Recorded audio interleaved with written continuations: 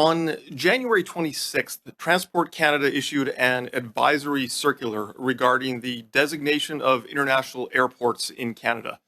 And it came as a surprise to some that the airports in Regina and Saskatoon had lost their international designation. I was wondering if the witnesses could speak to how they came to the decision that the Regina and Saskatoon airports were to lose their international designation. Mr. Keenan, I think you're going to start us off. Sure, but happy to, Mr. Chair.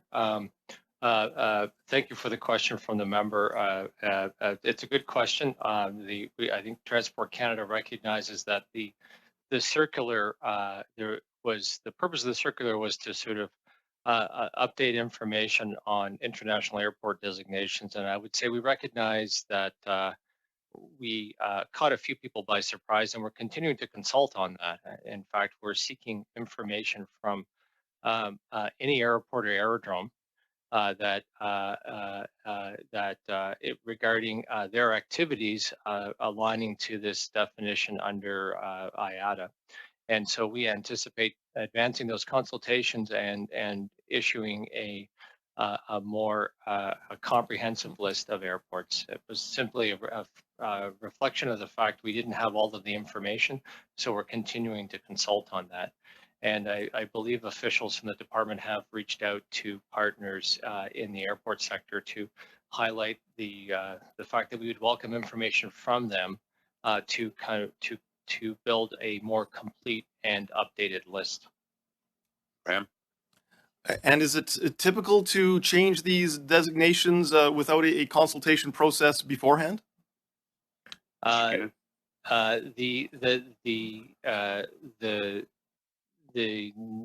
frankly, no. I think that in this case, we thought we had all the information in from the airports, and we didn't. So we are basically going out to them, and we're working through the process of consulting to build a more comprehensive list. So it was in part the process of developing the list ended up being misconstrued as the list itself, and for that I think we just take responsibility. We were unclear in our communications and unclear in our process. We strive to work very closely with our partners in the air sector, and occasionally we sort of don't quite get it right in our consultation process. Mr. Kram? All right, thank you. So I guess moving forward, can you elaborate on the process that airports will have to follow for reapplying for this designation? I think it's a bit. I'm going to turn it over to the Assistant Deputy Minister of Safety and Security, Kevin Brosseau, to talk a little bit more about the process on that. For sure. Thank you, Mr. Chair.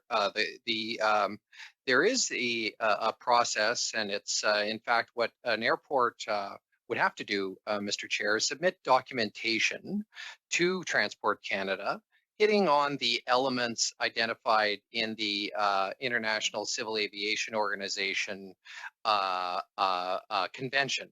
And those requirements will, in fact, and already have been communicated to the implicated airports. And in fact, as I understand it, Mr. Chair, that process to submit that documentation has in fact already begun, which identify the requirements such as custom services, policing services, etc. Those are but two examples. There's a long litany, but that process has already begun, Mr. Chair. Mr. Kram? And can the witnesses speak to the timeline of this process? Is it a matter of submitting some documentation and then getting the rubber stamp, or does it take many weeks and months? Mr. Keenan or Mr. Brosseau?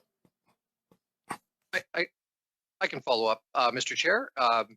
The process would depend to the extent of the details that are the volumes of documentation that are submitted, but the department understands that this is an important issue, and as we review all such documentation received from regulated industry, would in fact review that apace. I can't commit to how long it would take precisely, but I would say that it would be something that we would undertake with haste.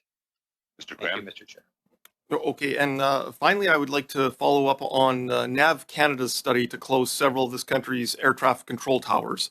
It's my understanding that at the end of this study, the transport minister has the ability to order NAV Canada to keep a tower open if the minister is of the opinion that the order is necessary for aviation safety or for the safety of the general public.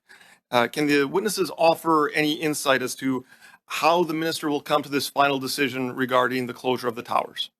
Gentlemen, Maybe I'll start that, Kevin, and then you may want to pick up on it. Mr. Chair, thank you for the question. It's sort of a very topical one. And NAVCAN has launched consultations and studies looking at adjusting the level of service for in a range of aerodromes. The process by which the minister comes to a view as to the safety of it is actually a process that is carried out completely by the safety experts in the Civil Aviation Directorate at Transport Canada.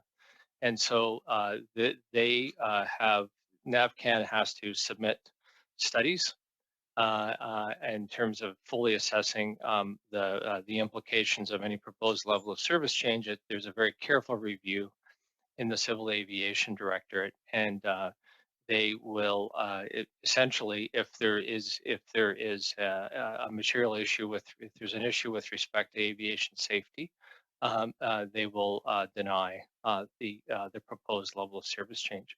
So while in legislation it says the minister, it's a technical safety assessment carried out by civil aviation officials. thank you, Mr. Keenan. Thank you, Mr. Brousseau, and thank you, Mr. Kram.